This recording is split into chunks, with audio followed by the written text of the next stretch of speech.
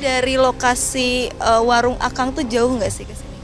Lumayan jauh karena saya pernah menelusuri jejak kakinya itu sampai lumayan lah berkeringat gitu. Ya kurang lebih kayaknya 1000 meter mah lebih lah. Jadi lumayan lah, pokoknya jauh aja. Nanti bisa kita lihat dari warung saya ke tebingnya kita lihat. Tapi waktu saya interogasi mah kayaknya dia itu bilang nggak pernah melalui jalan itu ke jalan raya. Jadi dia itu selalu melewati area pantai, lewat-lewat pantai gitu. Jadi dia itu dikarenakan nggak mau ketemu sama orang. Dia itu nggak mau didetek lah keberadaannya. Kita akan langsung ke sana aja dan kita lihat seperti apa sih jalurnya. Nah pemirsa, seperti inilah cara seorang Mas Anca untuk naik ke atas tebing sini. Kita sangat kesulitan ya dengan tim untuk naik ke sini karena memang ini curam sekali ke bawah. Tidak ada tali juga atau mungkin alat yang bisa membantu kita untuk naik. Ini juga ada Kang Gio yang sedang naik, kita bisa lihat kondisinya.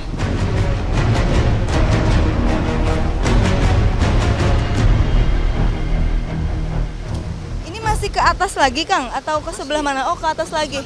Oke. Ada 20 meteran lagi. Oke. Siap. Kita akan coba langsung naik lagi ke atas di tempat dimana ada tendanya Mas Anca ya, Kang ya. Kita langsung ke atas. Tempat tinggalnya Mas Anca 1 tahun ke belakang ya, Kang.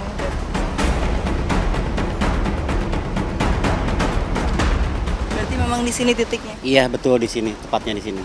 Pas waktu terjadi malam itu, lalu saya interogasi dan paginya langsung dibawa ke sini karena ada barang-barang yang tertinggal, terutama kan identitas ya seperti KTP itu kan barang yang berharga gitu. Kalau untuk yang lainnya kayaknya nggak ada yang dibawa kayaknya, cuma bawa itu aja sih, bawa satu identitas. Ini juga mungkin kalau misalkan kita dari bawah tadi kita juga nggak nyangka ya Kang ada ini di sini karena kita yang cuman kita lihat dari bawah itu hanya seperti pepohonan, ranting-ranting di atas tebing sini. Nah di tempat seadanya inilah mungkin perjalanan hidup 1 tahun lamanya Mas Anca bertahan di sini. Kita bisa lihat memang miris sekali ya. Kita juga melihat kondisinya bisa dikatakan memang sangat tidak layak. Kita juga bingung seperti apa 1 tahun beratnya yang dialami oleh Mas Anca di sini.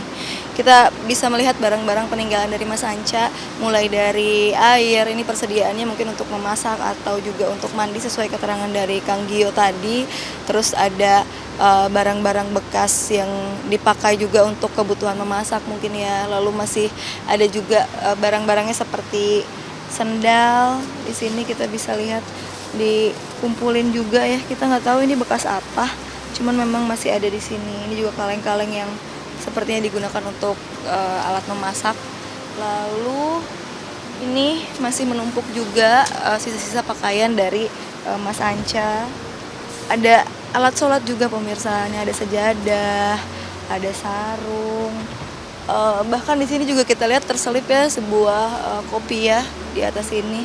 Memang keadaannya nih kotor, tapi yang saya rasakan di sini tidak ada bau sesuatu yang menyengat karena mungkin secara logika ketika orang habis makan atau mungkin melakukan aktivitas di sini akan ada bau yang tertinggal, tapi ternyata di sini kita tidak mencium bau tidak sedap sama sekali ya, meskipun sudah banyak nih barang-barang yang tersisa dan juga bekas-bekas Mas Anca memasak. Memang yang kita lihat ada matras kecil gitu, tapi ini kita bisa langsung rasakan ya, dipijak saja tuh ini langsung ke si akar-akar ataupun tanah ataupun tebing di atas ini teksturnya kasar.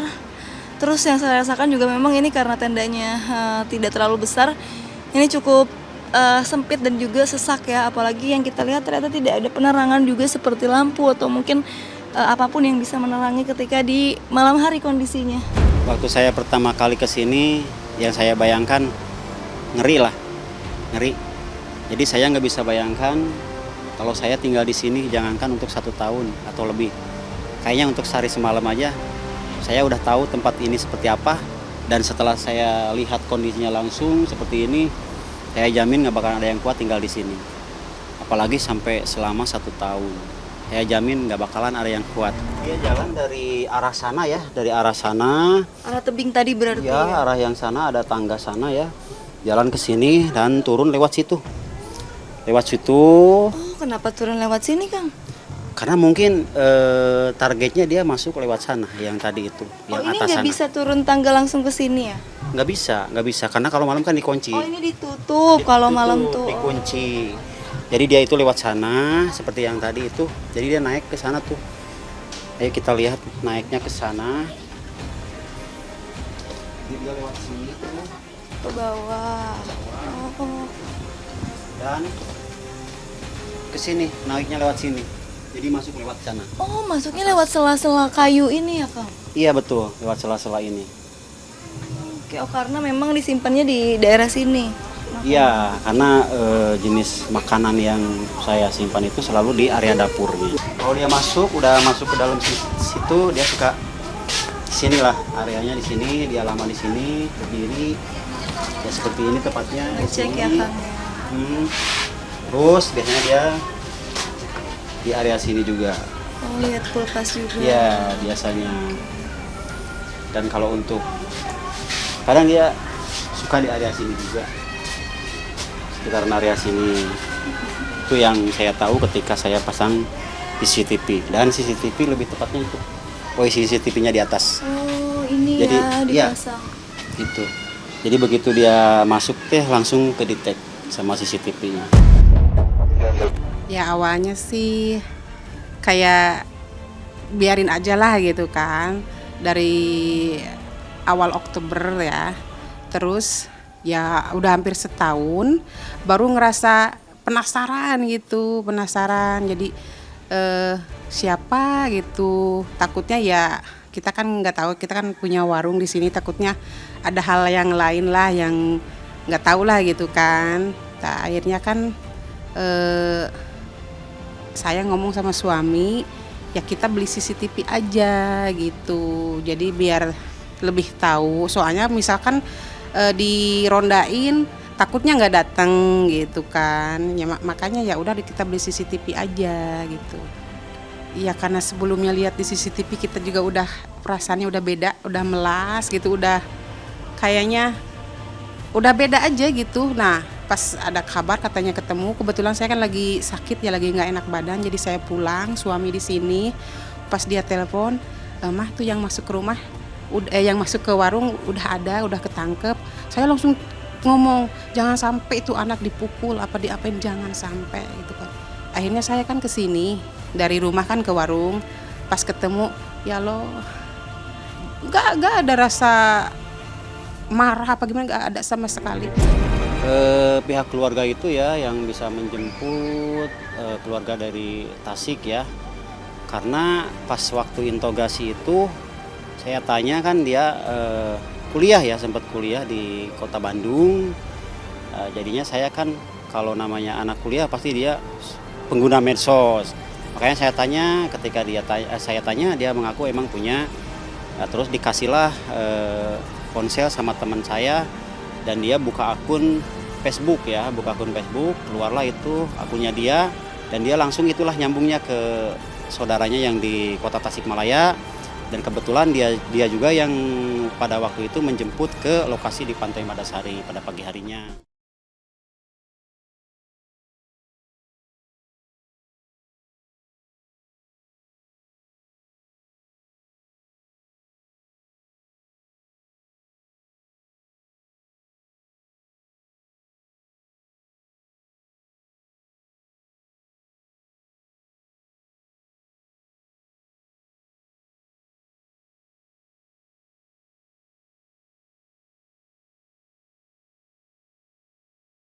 Iya, jadi perasaan saya, ya kok ada sih ya di sini gitu. Orang dulu kan cerita seperti itu kan di televisi, jadi kok nyata di tempat saya sekarang gitu kan. Iya gak nyangka. Tuh interogasi itu yang saya tangkap itu dia emang punya problema keluarga ya. Dan kayaknya lumayan begitu besar ya, karena dia pernah bilang orang lain nggak pernah paham kecuali saya yang menjalaninya. Dan saya nggak mau nanya lebih jauh masalah itu karena itu terlalu privasi. Cuman yang saya tangkap ya sebatas itu bahwa dia punya problem keluarga.